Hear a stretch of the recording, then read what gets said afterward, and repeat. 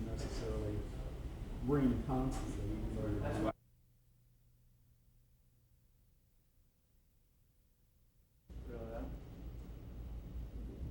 I'm Maury Gelman. It's Wednesday, November 4th, 1998.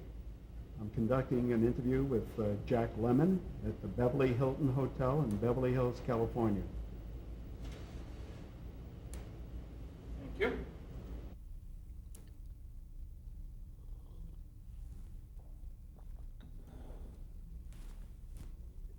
If I may, for starters, can I ask you a few questions for the record? What is your full name? You won't believe it. John Euler, U-H-L-E-R, some old German, I don't know who the hell, how he got in there, Lemmon the Third. And it took a long time before I would forgive my father for carrying on this thing and making me the third. Because all I ever heard as a kid was, Jack U. Lemmon, Jack U. Lemmon. Where were you born? In Boston, Massachusetts. Well, just outside of Boston, Massachusetts, in Newton. And the date? February 8th, 25. And did you grow up in Newton? We moved from Newton, we moved from Newton to Newton between, in other words, a different section, when I was about 4, between Newton and Watertown, Newton Center and Watertown. Our first home, and where I was raised for the first 4 years, was actually in Newton Center. And were you an only child? I was an only child, yeah. I was born in an elevator, and my mother said, that's it. That's the end of that. There's going to be no more of this. What do you mean in an elevator? She was taken by surprise? Never made the delivery room. She was playing bridge and didn't want to quit. The water broke. By the time they got to the Newton Wellesley Hospital, I was already being born. They got her into the elevator, and out I popped. And as she said, naturally, the elevator was going down. And that was the end of it. What did your father do for a living? He was in the baking industry.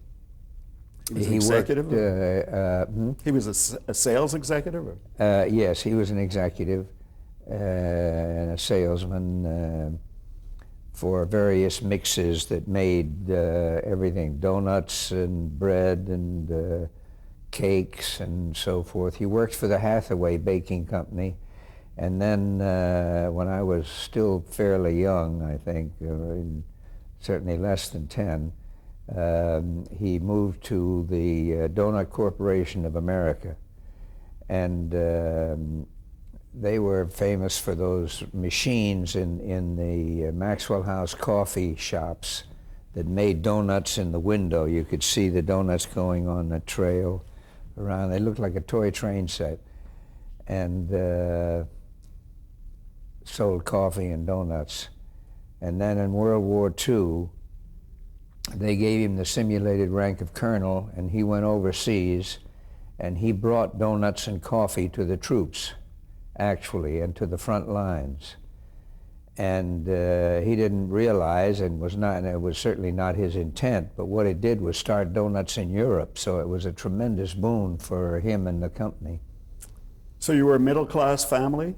Yes, I would say so, yes. And were you impacted at all by the economic depression as you were growing up? Yes. I don't think anywhere near as seriously as so many millions of families were. But I can remember the day when the crash came and everything, and my father came home and he was just a wreck. He was so depressed. And we did worry about money. If we went out, when we were coming back, if he spotted, as we got towards the house, if he spotted the kitchen light on or any of the lights on in the house. Of course, in those days, you left your doors open and so forth. You didn't worry about robbery and muggings and things like that. What you worried about was the electric bill, whether it be pennies that were wasted or not. And he'd say, who in the hell left the kitchen light on? Who left the bathroom light on, etc. So we, in other words, we pinched pennies.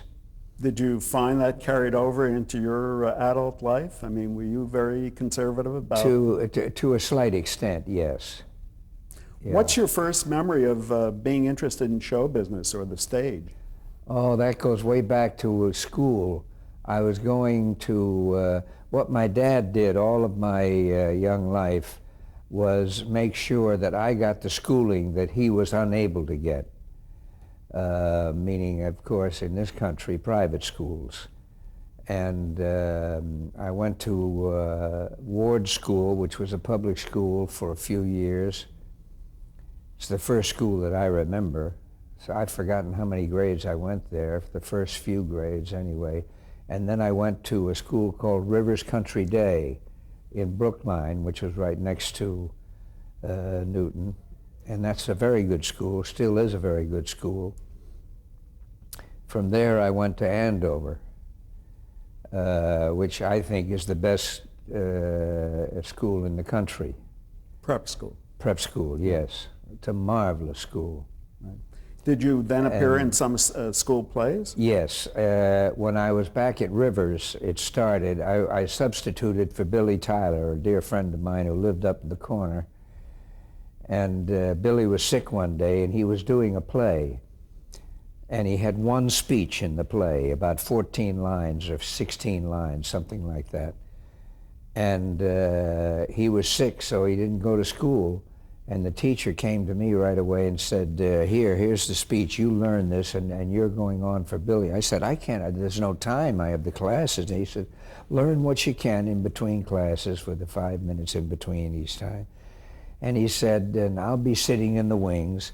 You just walk over when you forget a line and just stroll over there. I'll give you the line, and then you walk back to center stage. What he did is he came on, faced the audience in center stage and said the whole speech and then went off. And I wore his hat. He was a bigger boy than I was. The hat came down over my ears, you know, a big black cowboy type hat, and a cloak which came down to his heels but dragged behind me like Marie Antoinette's train or something. So when I walked out on stage, he said, now, and I walked out, they started laughing before I opened my mouth. And I said a line and then walked over to the side. He fed me the line while I went like that. Well, everybody knew what in the hell was going on and what I was doing, so they all started to laugh. I said the line, forgot the next line. I was thrown totally by the laughter, walked over and got that. Well, now they started going bananas, all the kids. So I think one of two things was going to happen. Either I was never going to set foot on a stage again as long as I could live, or I would like it. And fortunately, a little bulb went off and says, hey, I think I like this. It's fun. What was happening was very simple. There was no talent whatsoever being displayed. It was just that I was being accepted by my peers. Right. So I kept on doing it. And every school play there was, I got in there somewhere or other, whether it was a big part or a walk-on or whatever. And I started making up stories every night, so I would tell them in between the classes to the other kids the next day. I'd just make them up, mostly humorous, and do imitations of W.C. Fields and Mae West and Charlie Chaplin and Keaton and so forth. And that was the start of it. Did it occur to you then that that's the way you were going to make your living? That's what I thought then. Then I would say what happened was that from wanting to do that and loving the attention I would get, I grew to love acting as I really began to do more of it. And by the time I got to Harvard, I was really falling in love with it. And doing play after play with the drama club and the Hasty Pudding, and there was also a splinter group of the Abbey Players, and a very lovely lady named Maud DeWitt Howe, who came over, and she directed a production at the Brattle Theater in Cambridge of Playboy of the Western World. which I had always wanted to play. To this day, I wish I had played it, but instead of playing Christie, the lead, I played the father, the oldest character in the play. I was about, 18? Anyway, all I can remember is that I had an atrocious, far too broad Irish accent that I was using. Maud was never able to pull that down. And I blacked out my 2 front teeth with some wax or something. And on the first line, as I faced the audience, I say like that, they flew out into a lady's lap. I can remember that, but... Were you influenced by actors you heard on radio or saw on the motion picture screen? Yes, I was. Not overly, but as I said, I would imitate Fields and Mae West and a lot of the others. I admired them, but nobody, even Chaplin or Keaton, had really a direct effect on the way that I acted. I didn't take anything from them that was really pertinent to their screen persona at all. But I did admire them tremendously, and also, as far as straight actors went, I admired Robert Donat as I grew old enough to appreciate him, and Spencer Tracy, Freddie March, and Jean-Louis Barrault, a great deal. When I first went down to New York after graduating and getting out of the Navy to hopefully get in the theater, I remember on 42nd Street they were running Les Enfants de Paradis, his famous film. And Children of Paradise? Yes. I would go to see that thing every afternoon. It only cost a dime. Every afternoon, because I wasn't working, I was just trying to get into different agents' offices, which I would do in the morning. And after I'd made the rounds, and they were fed up with seeing me, I'd go to the theater and watch Children of Paradise again. Let me just take you back just a second. Did you graduate from Harvard? Yes. With what sort of a degree? A degree in War Service Sciences, which is what every actor needs, of course, doing battle with the producers. I had very few electives, and I wasn't able to take any courses that had anything to do with the theater or acting or film or anything else. They were all 99% prescribed courses. Did you go into the Navy after Harvard or during the time you were in at Harvard? How did that work out? Did I go into what? The Navy, you said. Oh, you were the in Navy, yeah. I joined the V-12 very shortly after I was accepted to Harvard. And briefly, we should explain what the V-12 yeah, was. that was a program of in the Navy. I don't know whether, like the ROTC, which I then went into, it leaked over into the Army. I don't think so. I think V-12 was just Navy. That's right. And so I was a gob while I was studying. And the only difference really was that I was attending Harvard as a regular student, but there were no summers off. So as a result, you finished your 4 years in about a little over 3, because you continued all year long.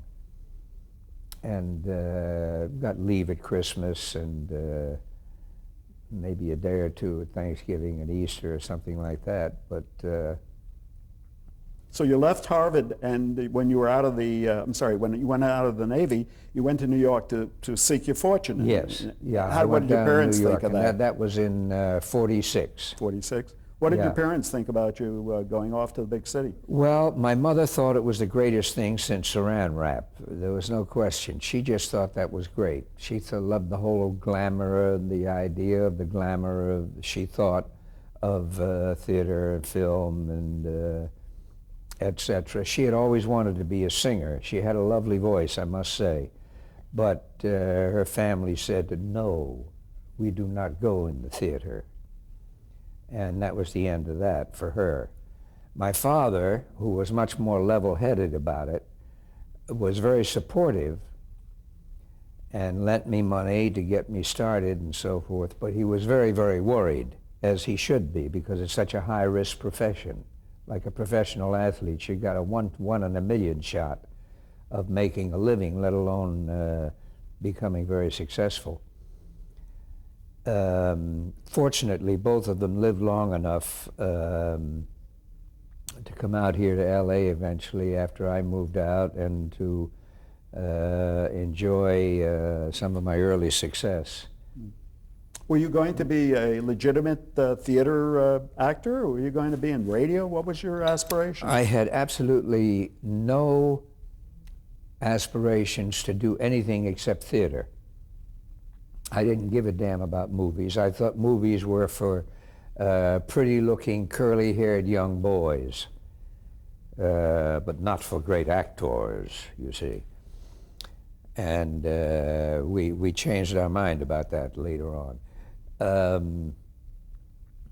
What I did enjoy immensely, and which I had no idea about at the time I went down to New York, where was the early days of TV. I didn't realize what a tremendous training ground that was, and what you could gain from it, and how many extraordinarily talented people there were, writers and directors and actors and producers. Had you seen TV prior to going I'd to seen a little TV, but it was like, as far as I knew, there was only a handful of sets in the whole country. Right. I only knew one family in Boston, I think, where I was living. We had moved from Newton into Boston when I went away to school when I was about 13. And I saw a little of that, and I You thought weren't at the World's Fair, and you weren't at the RCA building at the World's Fair in 39 and 40? No, no, I didn't. But radio is also a great training ground. Yes, it was, and my first break came in radio, as a matter of fact. Tell us about that. I met my first wife, Cynthia Stone, a lovely girl, who was also an actress, and we both were in a play directed by Uta Hagen off Broadway on Lexington Avenue, and they were out drilling in the street at night, and it was in July or something. It was about 120 degrees in the Ethnological Dance Studio, which is where we did it, and they set up rows of chairs. There was a very elderly couple in the front row. We were doing Tolstoy's Power of Darkness, and I was Nikita, the young lead. Anyway, we won't discuss the performance, which was about non-existent, I think. At any rate, I walked on after about a minute or so in the first act. It was my entrance, and said something like, hello, Father, hello, Mother, or some inspiring line like that. And with that, the couple in the front row keeled over. As I said, it was 120. Everything stopped, and they called the doctor. My first thought, and maybe this is why I had the temperament to become an actor, my first thought was, I'm killing them. Oh, God, I really got them. All I do is say one line, and they faint. Literally killing You them. know. Then I realized, that I wasn't the only one who was pouring sweat. At any rate, she knew a few people in radio. Your future wife. My future wife, and that were in agencies, the advertising agencies, and they were the ones that controlled all of the soap operas and auditions and everything else. So she introduced me to some of them, and I was able to get a few auditions. And then finally I got an audition one day after I passed a general audition.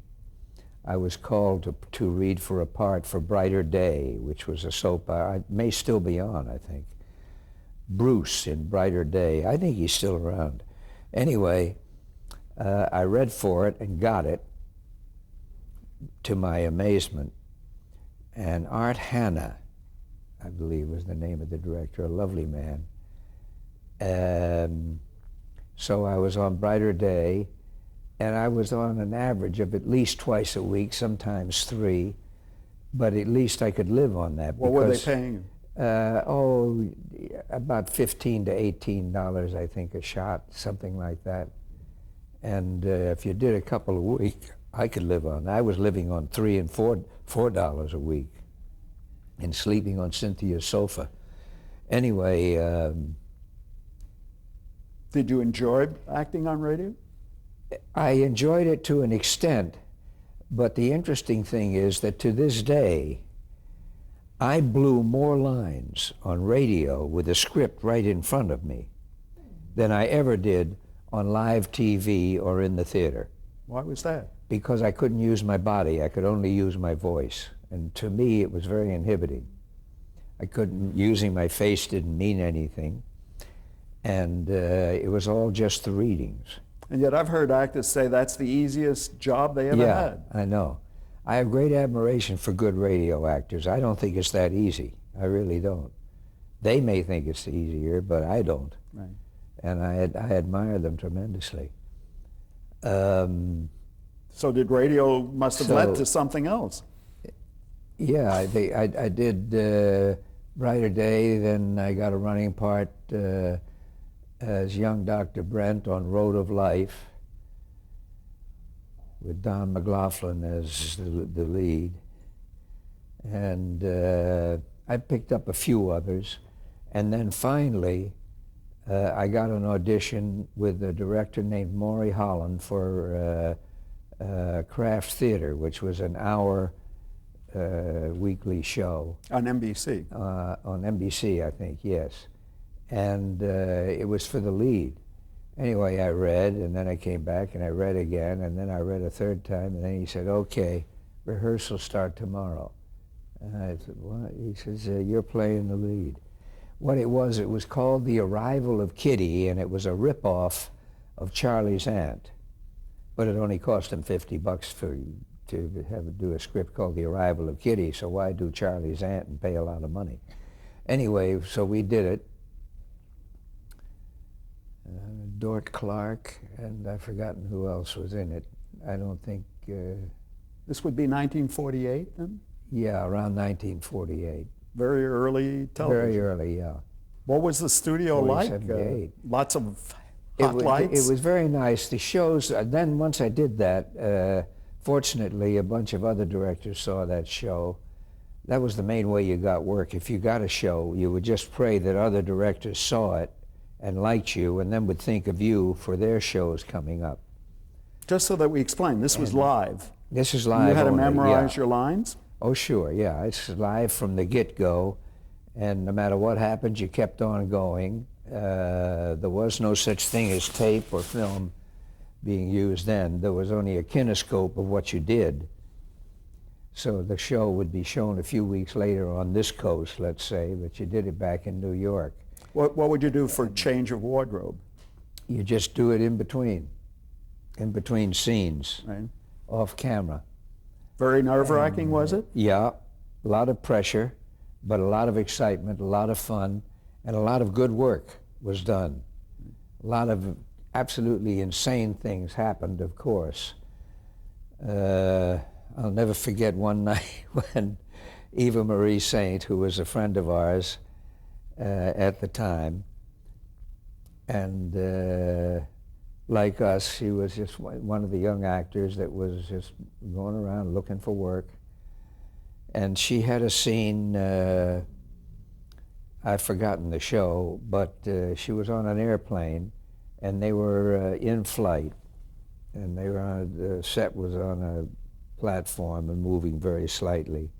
The camera shooting them. And I keep wanting to say it was Ed Begley, but I'm not sure. I don't know if it was Ed,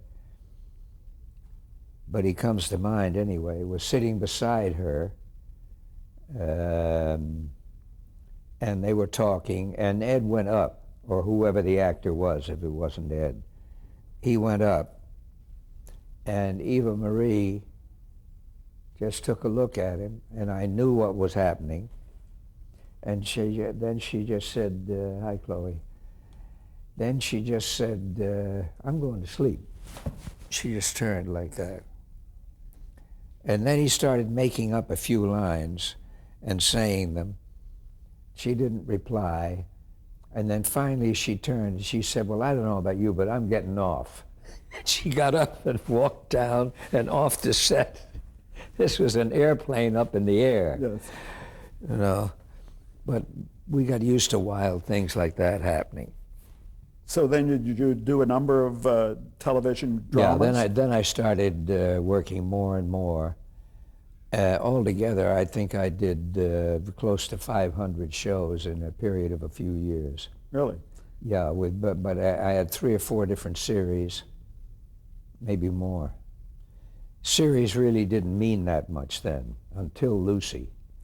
Why didn't it mean much? Because they were short-lived? Well, they just didn't have the import that they have today. You didn't become a star because you had a series. Do you remember some of those series? Oh yeah, I remember them all. The first one I did was produced by a dear friend who's no longer with us named Charlie Irving, and it was called That Wonderful Guy. Anyway, it was about a young would-be actor who got a job as a houseboy for a critic in New York. He figured that would be a terrific way to get a break into the theater. Right. Was through the critic. The critic was played by Neil Hamilton, who is no longer with us, but was a famous actor in film. Right. For years, Silence and in the early talkies. Neil, he was a nifty guy, and he was wonderful to me. And we had a 13-piece orchestra live. The show, of course, was live. And it was a 13-piece orchestra that only got one rehearsal and then would have to come in on cues, which were never always the same because the actors were never always the same. But it was a very good show, actually.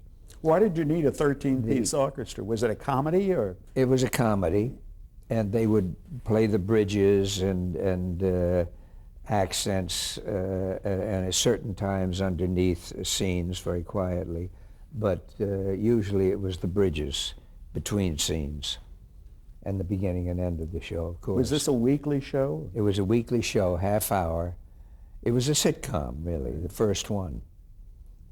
And then after about 18 weeks, this was for ABC in the old studios up on 67th Street, I think it was, the former Stables. Yes.